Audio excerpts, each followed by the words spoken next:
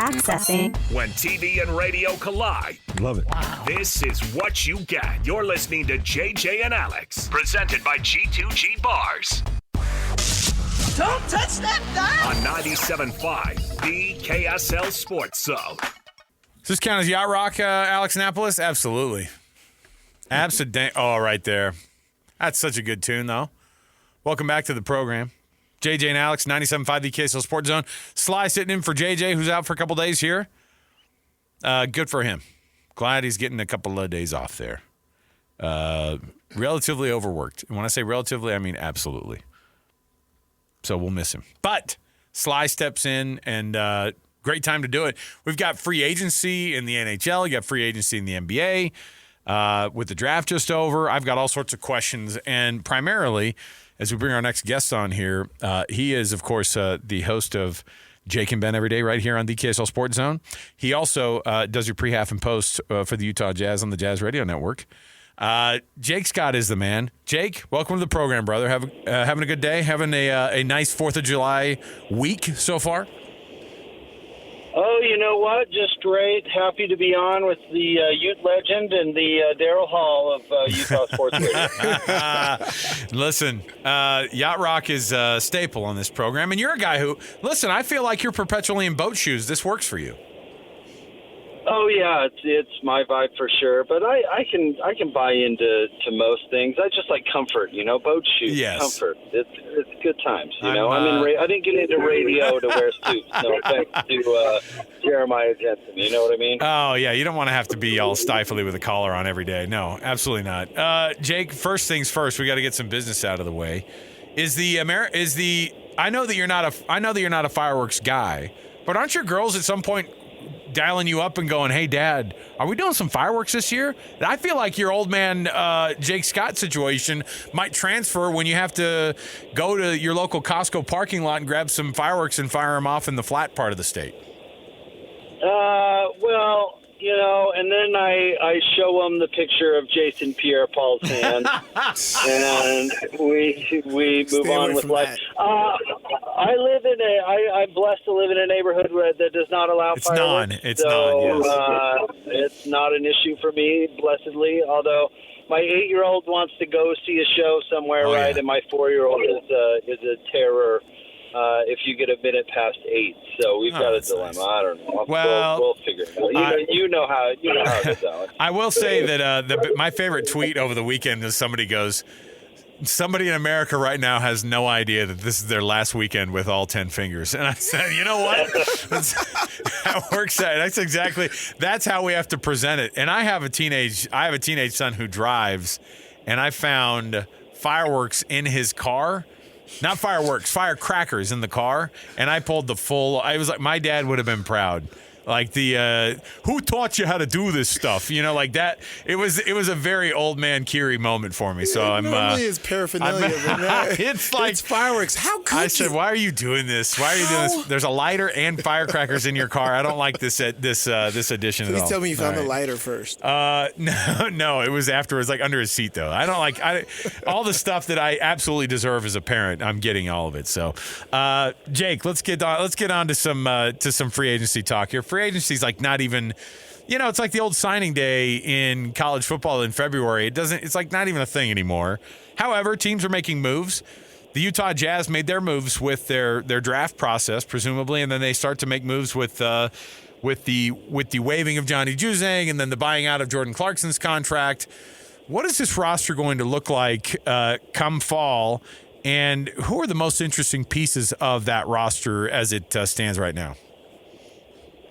Oh, man. Ace Bailey, hands down. That's the most interesting. He's going to be the most interesting guy in town for a while, I would guess. I think, the vibe certainly I get out of the Jazz is they're pretty thrilled about how draft night went. And, all the side drama was really never a thing. I mean, you're a rookie in the NBA, you go where they tell you to go. And honestly, I'm a believer in, Salt Lake and Utah has a weird reputation, but I think it's quite normal, and I quite like it here. And I think most people kind of get it once they get into it. I don't know, Sly, you probably have a better take on that than me, but I think that Saturday at the Huntsman Center is they're gonna show him a whole stadium full of love for the summer league, and he's gonna figure out he can be a star here. He's really got star potential. If he improves and gets better, he's super skilled. He's big, long. He plays defense. I think the Jazz are absolutely thrilled that they could get that guy, and he all of a sudden becomes the center of the center of the universe. But we're gonna see these young players. We're gonna see where the rubber meets the road with these guys, and the Jazz are still not all that motivated to win games. I hope it's not as icky as it was last year, where they were really trying to lose games. I think they'd rather do it a little more, with a little more integrity. But I think we're going to see young players. At the moment, I don't see Lowry going anywhere, and it's still you're looking at a team that's still towards the bottom of the West, obviously. So. Development is still the big thing, but the Jazz, as of yet, have not identified, the star. They haven't found the Donovan Mitchell or the, Darren Williams or the Johnny Carl, right? And so the search for that continues. But I get the optimism on why that could be Ace Bailey. It absolutely could. I love that, and I completely agree with you. Outside noise before you come to Utah is very, very distracting. But time and time again from myself and other people that has come here is an overwhelming feeling of love from this community and somewhere where, a lot of guys end up staying and we become Utahns. I think I've spent a good part of my life here in Utah and absolutely love it. And I'm sure Ace and all these new people coming into the city will feel the same. They'll figure it out, yeah. They'll figure it out. But, Jake, my question goes to, okay, everybody's been talking about it. From the people that don't really know and just been hearing about it from, just the media of the talent of this guy, kind of put Ace Bailey into perspective for everybody. What type of player he is. I know you were talking about it just a second ago. He's long, he's rangy. But, if you could do a comparison, right? What would be an accurate depiction of Ace Bailey's game and future promise with the Utah Jazz? So, comps are tricky, right? Right. And you make a comp and all of a sudden said, oh, he's going to be the next Larry Bird or something like that, But I like to, especially when it comes to young players, my personal opinion is, what is the ceiling? You know what I mean? If it all goes well, what is it looking like? Right, and right. I honestly, and I don't want to sound like I'm drinking the Kool-Aid, but I don't see why the, top 10, top 5 Tatum-like wing couldn't be in the conversation. Now, there's a lot he's going to have to do to get there, but he already guards guys. His body is maybe needs a little work here or there, but he's pretty NBA ready to go, and the measurables are all there. It's funny. We talked to a guy who covered him at Rutgers, and you hear kind of what he was like there, and everybody liked him. Yeah. Everybody liked covering him, and I don't know, this story about his manager, unfortunately, is really common in the NBA. I say unfortunate just because guys, I think, get a lot of bad advice from unqualified people because sports is very public money, and there's all sorts of people out there with all sorts of motives.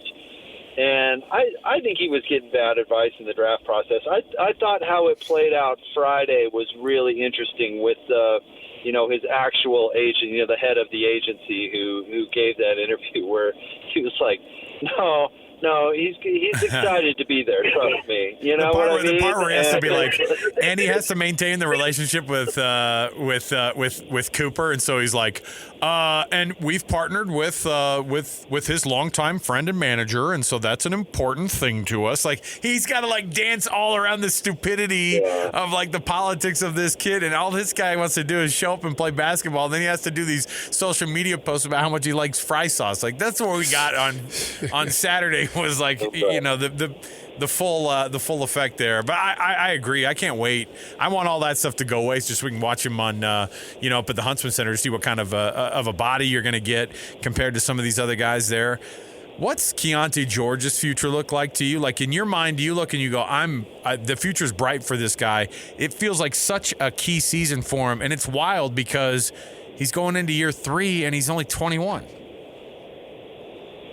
So, I mean, he's still a little bit of a mystery because when it's good with him, it's really good.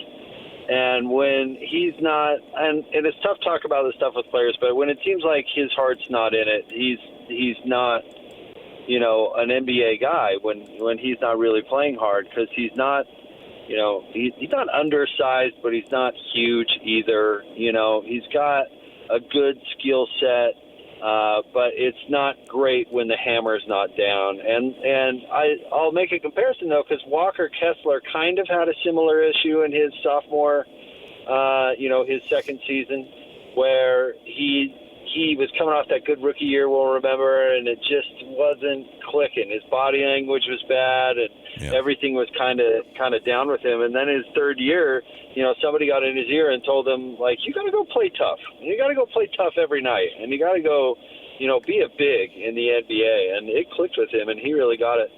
And so, with Keontae, I do think it is a little make or break, but he's got to go prove that he's a guy and put that out there. But the thing is, and you'll see this in the way free agency is going, you can find a guard anywhere. I mean, you just can. There's a reason that there wasn't a market for Colin Sexton or Jordan Clarkson. You can find somebody who wants to dribble the ball. You know what I'm saying? And in the NBA, that's kind of become a dime a dozen. So, everybody in the NBA, of course, is replaceable. But if I'm a guard trying to make it, I'm thinking I really got to step my game up because there's certainly somebody else right there. Yeah, man. Well, let's talk a little bit more about Walter Clayton. Of course, we know what he was able to do at Florida and the success he had there. But how does he fit, into all of this? As you said, there's tons of guards but what else skill set does he bring to the table that the Jazz fans and that we could see as being a huge factor here in the next 3 to 4 years? I think that they're hoping he's as good a shot maker as he was in the NCAA tournament. They going out making big shots and tough shots and all those sorts of things. But I always say, picks, and he was pick 18, but picks in the late teens and 20s in the NBA draft are really funny. For every Desmond Bain, there's a dozen guys that don't make it, right? You can find a lot of value, but there's also a lot of kind of take a shot at it. But one thing that I think is interesting about the NIL era in college sports is a lot of these underclassmen that are going to be in the late first round and second round are going back to college. So all of a sudden you're getting in these non-lottery picks, you're getting these veteran players. And these players that have kind of had some time to come into their own, which I find interesting. And with Walt, do the Jazz get a much more mature player? And with Ben the other day, I invented this term sports trauma. I think everybody's got to be, cut or have some adversity or something to figure out, how they're going to make it and figure out what exactly you got to do to succeed. And, he's bounced around a little bit, and he's had a little bit of that sports trauma, and he figured out how to be a star. So I would think that would be intriguing, and I would guess the Jazz are hoping they get, a more mature guy who's ready to come in and eat what he kills. It's like the sports villain origin story. Is just like I was created after I got cut the first time. Listen, Michael Jordan was cut his freshman year or whatever in high school, and wouldn't shut up about it for the rest of his career. Everybody's gotta have that something that's like, oh man, I got to get better. I always love when there's like some guy who's young growing up, and they're like, he was told he had a 1% chance that he'd be able to use his legs again, and now he's the decathlete of the century, and you're like, all right, we've heard that story way too many times. They're like, he got an infection in his arm. His doctors told to give him a 4% chance. I'm like, I think his doctors were actually not very good doctors then. Like, all these kids who had 1% chance of making it ended up making it. I do want to ask ask you about Damian Lillard, who's now the more kind of one of these guys who is floating out there. He gets waived. They've stretched out that contract of $113 million to pay him out over the next 5. He's got to figure out that injury, of course. But what does his future look like? Oh, man, I hope he gets better and comes back to make an impact. But at his age with an Achilles injury, I mean, we all remember what Kobe was like after the Achilles. I mean, unfortunately, it's just it's a tough road to hoe, right? It's a tough injury to come back from anyway. But even like Tatum and Tyrese Halliburton are going to figure out it's a tough injury, and they're, way younger than Dame. So, obviously, I'm in the Dame fan club from, his connection to our community and how he goes back to Ogden every time he comes in to play the Jazz, and it's so cool. So I am nothing but rooting for that guy's success. But I think Bobby Marks of ESPN was tweeting out interesting that Dame might still be a hot commodity on the free agent market because you sign him to a 2-year deal, and then you automatically lock him down for his return. That seemed a bit optimistic to me. I don't know what you guys think, but if I'm Dame, I have no problem with them buying me out and stretching me. Who cares? I mean, that's the biggest payout. That is ludicrous that they're going to pay that kind of dough. Well, you can roll the dice on him though, and you'll get him for cheap. I mean, it's definitely the cheapest you could ever get a Damian Lillard, even if it is one that's been sewn up a little bit. The heck out of me his contract. It's tough though because you don't know what's coming back. I mean, they have no idea. So I'm certainly rooting for the guy. That's for sure. Giannis drama too. The Giannis. Well, that's the thing too. Is Giannis got all pissy about it, right? I mean, like you don't like your guys leaving you, but it's one of those things that too is interesting. What's Yusuf Nurkic going to bring to that Biggs room, I guess, so to speak, as if it's like the quarterback's room? Like, what are you going to get out of a guy like him if he's healthy? What does he add? Obviously, they re-signed Svi as well, and then I don't know if we even consider Flip a center, but he's in that conversation as well. Obviously, Walker Kessler's your guy, but is that group of bigs one that they feel like they can get a lot of work out of, or at least they can get a lot of work while they're relatively cheap? I don't think Yusuf Nurkic is bringing anything to the table. Honestly, he was a malcontent in Phoenix. So much that they had to move him. They spent one of their few assets just to get him off their team. I was a little surprised by the lack of compensation for Colin Sexton, but I mean Walker Kessler is such a better player than Yusuf Nurkic. So then you put him in that backup role, and it depends on what position you want Flip to play. It sounds like they want him to play more of like a 4, a bigger wing, stretch 4, or whatever label you want to put on it. So maybe you don't put him as much into that conversation, and that's where Nurkic comes in. But I mean, he's and it's Cantor, right? He's got a couple of offensive moves. He's big and kind of a sneaky good rebounder, but his lateral quickness is so bad he's unplayable on the defensive side. And then you hope he at least brings a decent attitude to the table, because that really didn't happen in Phoenix. But speaking of Dame, though, Dame loved him in Portland, I guess. And, once upon a time, Denver was picking between he and Jokic. And looked like they made the right move. Did they talk about that trade? Wasn't it Nurkic going to Phoenix, and they sent Ayton up there? It was like the two worst attitudes on the planet passing in the night to go replace each other on the teams that they were just on. It's just like the weirdest thing ever. That trend. It's wild. What did you think about the other free agency moves that went on? Phoenix is giving up everything for Kevin Durant, and Memphis for Desmond Bane, and Houston Rockets. They've seen the most aggressive, I think they might have gotten the best out of all this far. Yeah. What is your thoughts on NBA free agency thus far? I like remind me, guys, too, the Rockets just landed from L.A. today. Dorian Finney-Smith. Thank you very much, Sly. I kept wanting to say Kentavious Caldwell-Pope, and I was like, oh, no. It is one of the three names. All the triple names have been moved in free agency. Walker got moved, too. Nickeil Alexander-Walker also got moved. No, I like him, and I saw that report today that Pelinka was trying to submarine his value on the by throwing a bunch of knee stuff questions out there, which I thought was kind of dirty pool. But I'm not a big believer in Jalen Green, so going from him to Kevin Durant, I think is certainly an upgrade, even though Kevin's a little bit older. But I'll tell you whose off season I've liked, and I hate to admit it because I kind of found them obnoxious in the past, but it's the Nuggets. Moving off Michael Porter Jr. They had to move off him as soon as humanly possible, and I think Cam Johnson's actually a pretty decent fit. He was such a bad contract. I mean, it just was. You can't be paying a player that flawed that kind of dough when you're already trying to pay the best player on the planet and keep Jamal Murray, who obviously has been a big part of what they've done there. And then they didn't have any bench, so you bring back Bruce Brown. You make a trade for, I've always loved him, Jonas Valanciunas, to give you a little depth behind the Joker. And, you hope you have a healthy Jamal Murray and you can get back to being competitive again. So I've liked what the Nuggets have done.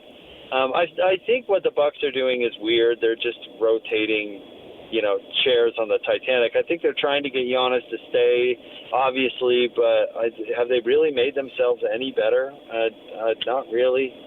So it's interesting what free agency has become. It's a lot of moves around the edges. I mean, certainly the most interesting thing to happen so far is LeBron to opt in and then have his agent be like, I don't know, maybe he doesn't want to be there. The direction of the team, the direction of the team, they want to rebuild. LeBron wants to win championships now, so maybe he wants to be traded. I don't know, and it's crazy. And the Lakers are going nowhere because they don't have any assets, and LeBron wants them to spend what few assets they have. So that's been the most drama for sure. Yeah. Well, it's funny. LeBron's getting management practice right now before he takes over his team. Oh, he's always been a miniature general manager. So he's making extreme risk with no repercussions with the stuff that he's doing. If he does have influence that way. If he does, sure. All right. Hey, Jake Scott, we've already taken too much of your time today, man. We appreciate the breakdowns, and obviously you're one of the best in this market. If not, you and Ben do a phenomenal job every day. We love listening to you guys, and so thanks for coming on the program, man. We appreciate it. Oh, thanks, fellas. It's great talking to you, and anytime, you know that. There you go. Jake Scott, everybody. Love it, man. I was about to ask him, how terrible are the Knicks?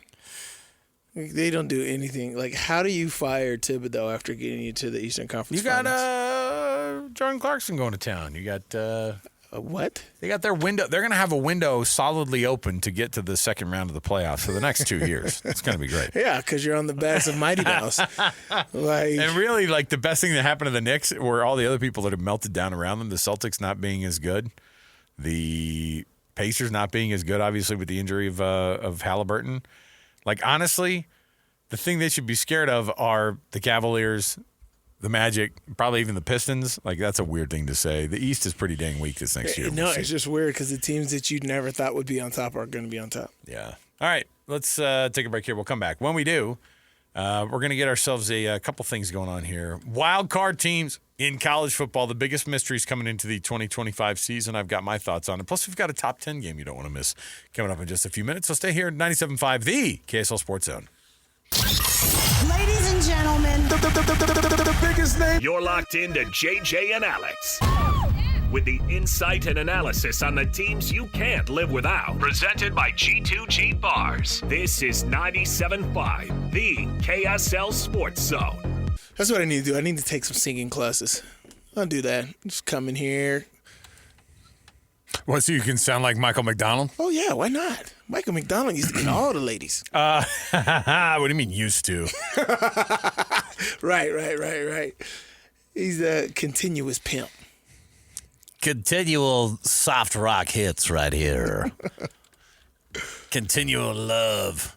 I'm trying to decide whether or not I should be offended by Jake Scott calling me the Daryl Hall of Utah sports radio. Hey, listen. It's a compliment. Hall & Oates, man, I'm telling you. You're a Rich Girl was something I was not expecting to hear today, and made my day. Love hearing that tune. So, Sly, first of all, joins us today on the program, filling in for JJ. JJ and Alex, thanks for hanging out, everybody. We appreciate you.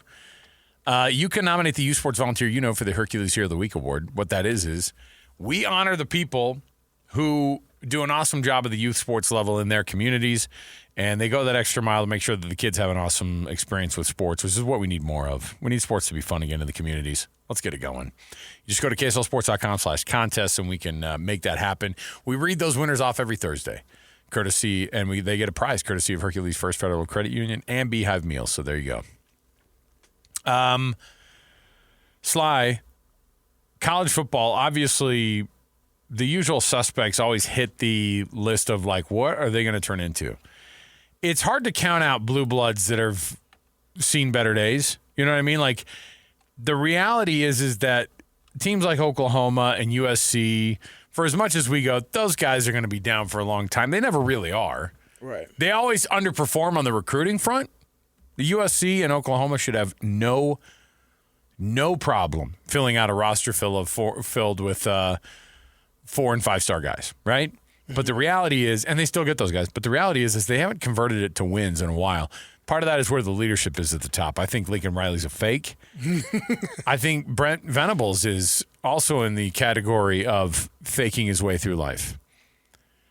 And I'm telling you, imposter syndrome doesn't exist with these guys. The rest of us, it does.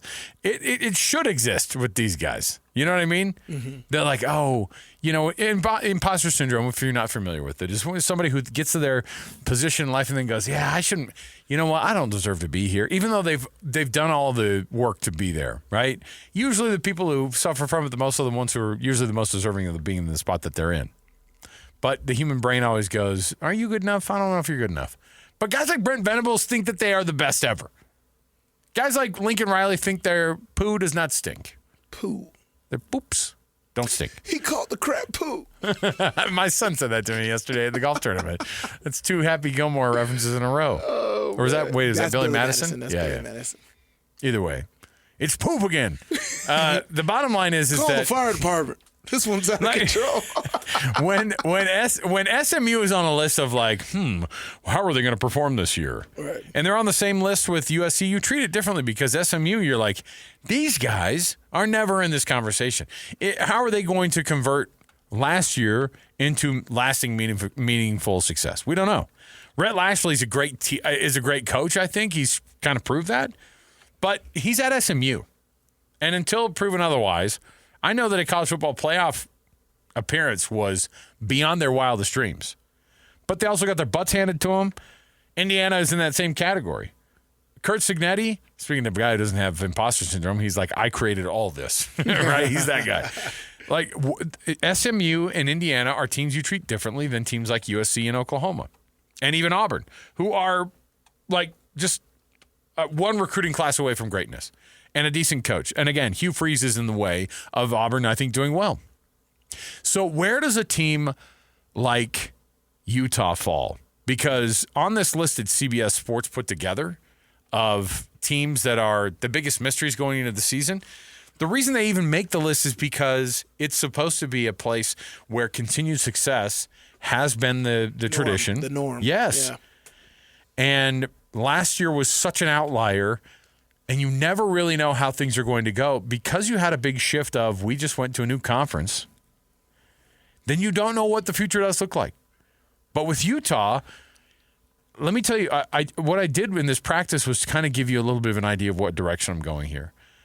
I think Rhett Lashley is overperforming as a coach at SMU. I think that Kurt Signetti is the best thing that's ever happened to Indiana in their football program. Okay?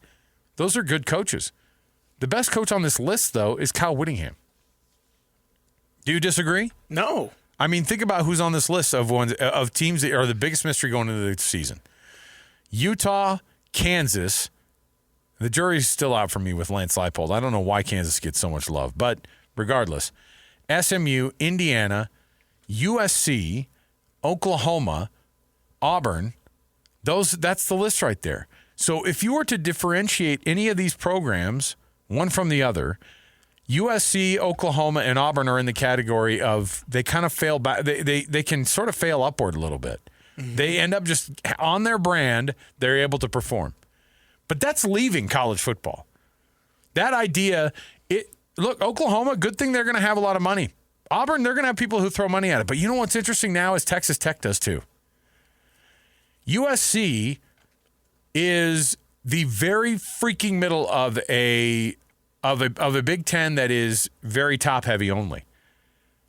The middle, the squishy soft middle of the Big Ten is not very good compared to even the middle of the SEC.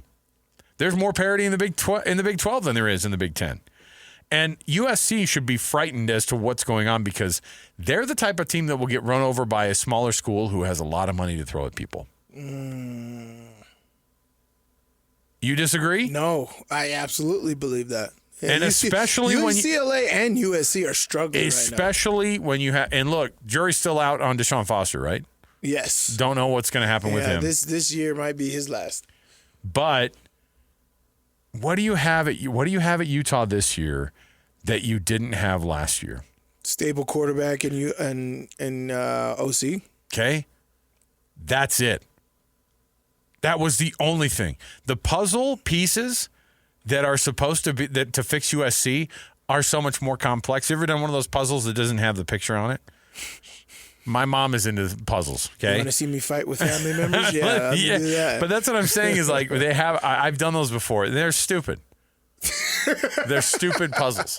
And USC is a puzzle that you have no picture of. You're like, I have no freaking clue what we're looking at here. And you could throw out big names, you could throw out recruits that they run, and they absolutely waste them. Oklahoma's in that same category. Utah fans, let me paint a picture for you of why Utah on this list is actually not a mystery team to me. What is the average here? If Utah regresses back to the mean, what is that? It's 8 or 9 wins as a minimum.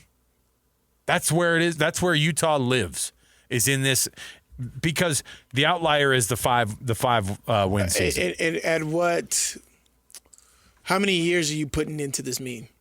Is this at a 10-year capacity, 15-year capacity, 20-year capacity? I'll just go off of the time that from when throw out even the Urban Meyer years. Just go from the time that Kyle Whittingham was the head coach till for the now. last 20 years. Just do 20 years. Let's go 20 years. Okay. You're inside that time frame too. There's an expectation. You know what I'm not that old. Well, you were somewhere in that 20 years, a little further toward the other end of it. So, but you see what I'm saying? Like, if people are wondering what makes the difference on a list like this, it's the head coach. Lance Leipold is still a little bit of a question mark at Kansas. Signetti could turn the corner to show everybody that last year wasn't just an outlier, and he could maybe change the whole trajectory of Indiana football forever. But you don't know what he's like when people are gunning for you. He's been Google him. I don't know. Remember when he said that? Google me, right? I win. Wherever I go, I win. Google me. My rookie year going into Google me. I win, man.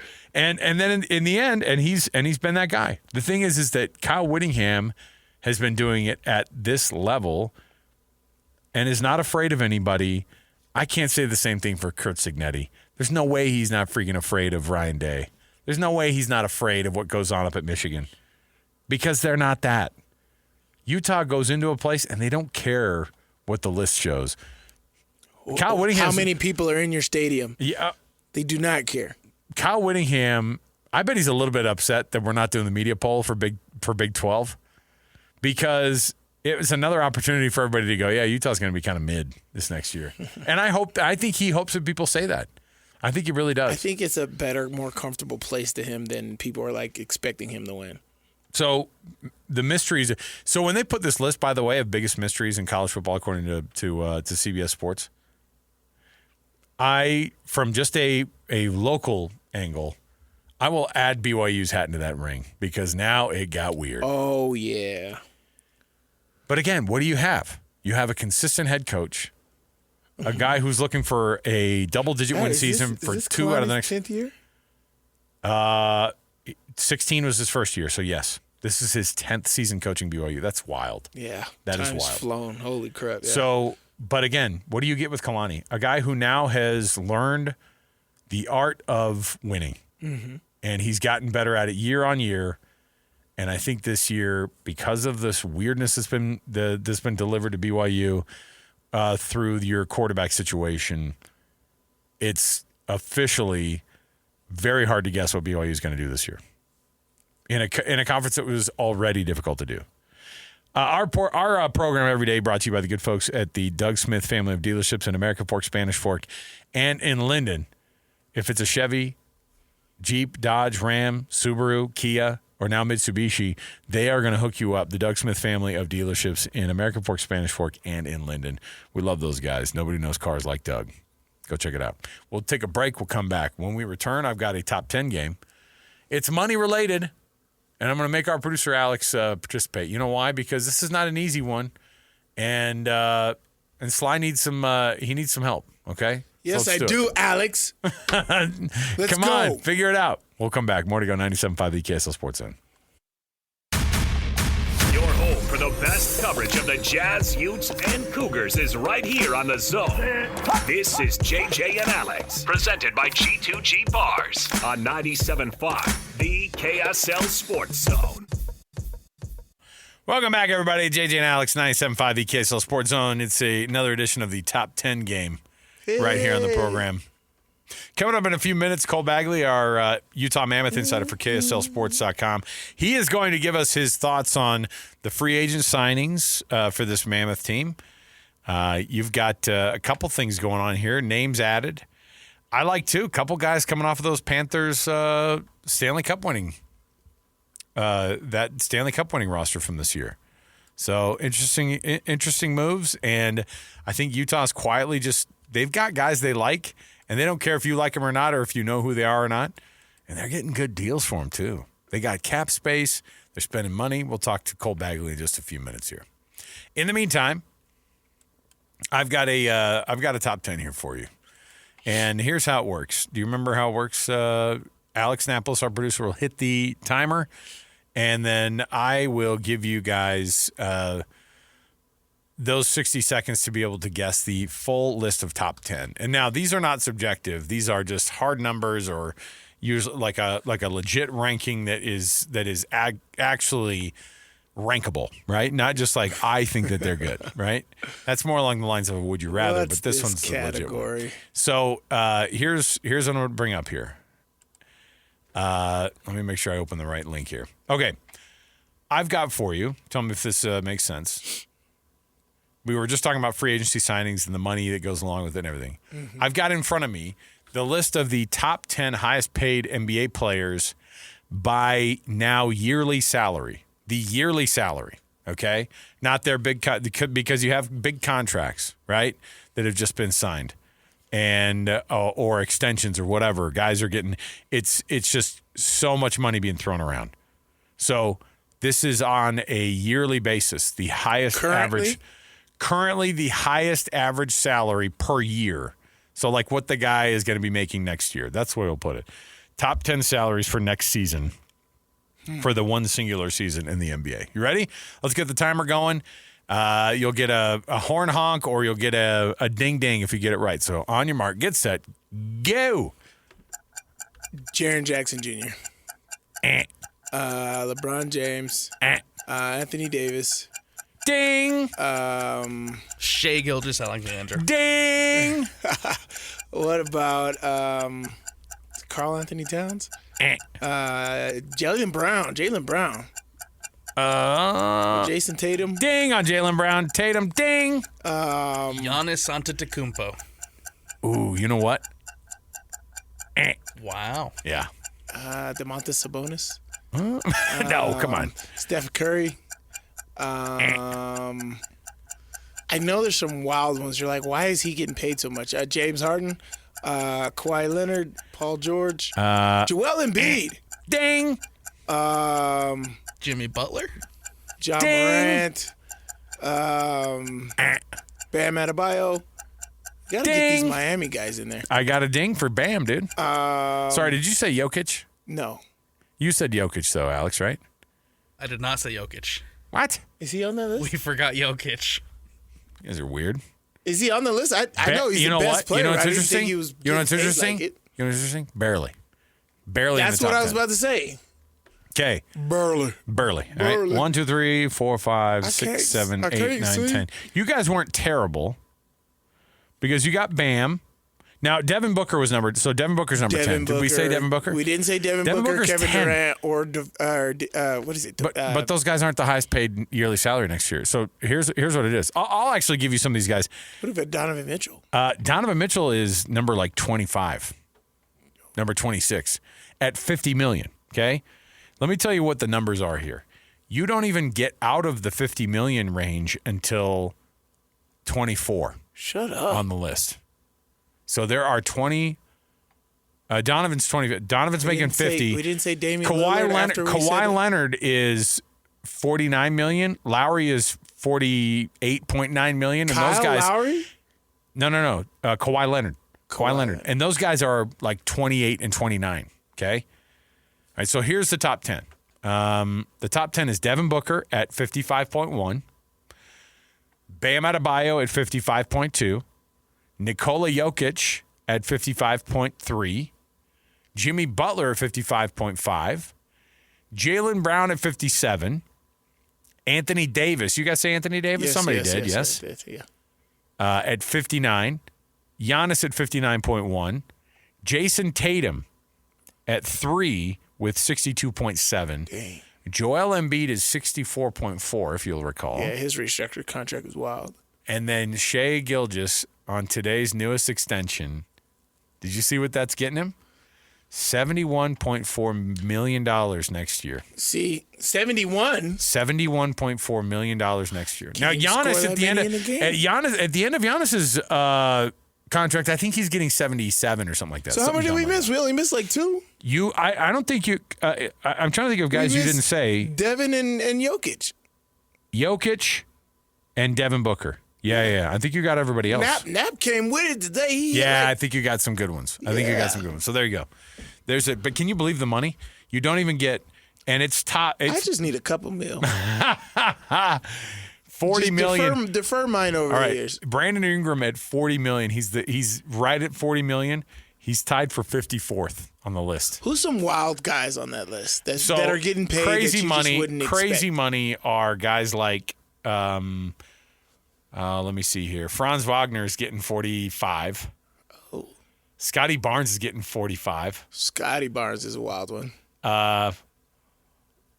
So okay.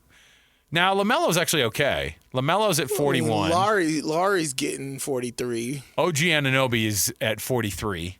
Like that's a lot, right? Guys who probably are going to get bigger paydays at some point. Tyrese Halliburton is at 48. He'll be up Halliburton's there. at 48? 48. How many years he's been in the league? I don't know. I thought he was still on a rookie deal. Donovan, by the way, at 50. Yeah, because his deal was 3 years, 150. Brunson is the one that's so shocking. He should be getting paid a lot more. Brunson, than I what he is. don't even think he's on He's this. not. I mean, his initial deal with the Knicks was very surprising. To Rudy me. Gobert's 37. Michael Porter Jr. is that crazy contract, 37 for him too. Yeah. Shea was on the list Lower. he was 35. He doubled his yearly salary today with that new Scoring extension. champ, MVP, kids. That's all you Yeah. need. Aaron Gordon gets $36 million a year. That's crazy. What's going on in Denver? DeJounte Murray's getting $30 million a year. Oh, Jakob Poeltl just upped, didn't he? Jakob Poeltl did? Yeah. The Raptors just upped him. You know he's getting $29 million a year now. Poeltl's Jakob getting Poeltl. 29? He just extended 3-year extension, $85 million. Jeez, that's nice. How about that? Quietly rolling up and commanding $30 million a year now. So there you go. Yeah, some of these names on here. I mean, Pascal Siakam. I think you could probably. He's worth it. He's $48 million. Yeah. Yeah. KD is number 23 on the list at $49 million. He's a steal. Anthony Edwards right now is a steal at $49 million. When you look at the rest of the list, he's still a rookie honestly, no. But look away. What's the best? Because he got deal. Where's extended. Steph Curry?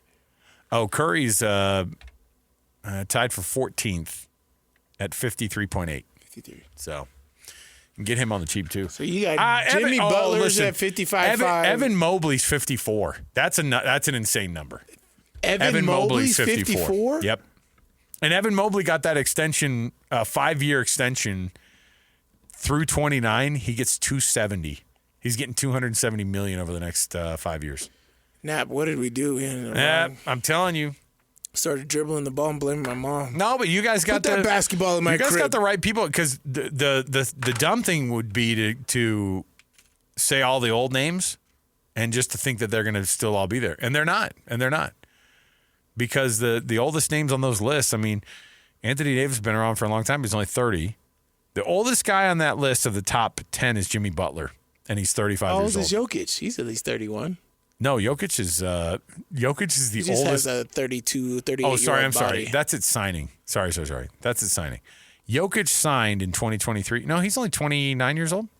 Jokic is only 29. Really? He's the oldest looking 29-year-old you've ever Yes. seen. It's all the chain smoking that he does during the offseason. All right. Well, take a break here. Cole Bagley, our Utah Mammoth insider for KSLSports.com, is going to join us next. And we'll talk about all these free agent signings to get his thoughts on it. Stay here, 97.5, the KSL Sports Zone.